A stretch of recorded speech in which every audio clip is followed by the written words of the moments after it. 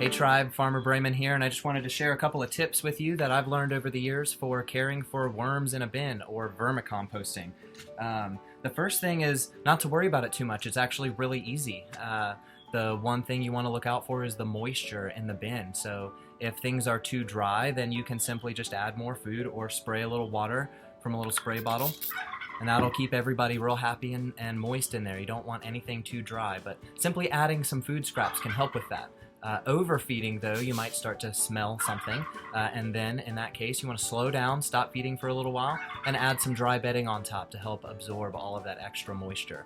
Also consider leaving the top off for just a few minutes each time you check it. Let all the humidity out, and that will help speed things along for you as well.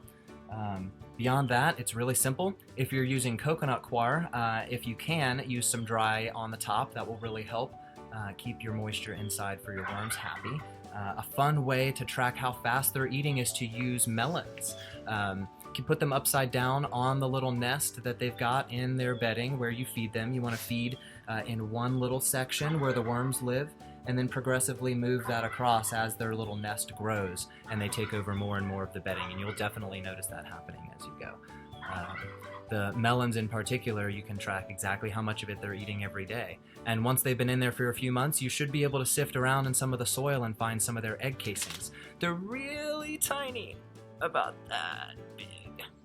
So they can be hard to spot, but once you see them, it's pretty positive what it is that you're looking at. So that can be fun for adults and kiddos alike to take a look at. So I hope you all have fun. Be sure to forward on any questions that you might have, and have a blast. I'll be doing the same thing out here as we get our big worm farm started, and I'll be sure to record a video on how everything is going for us towards the end of the summer. So have a great day.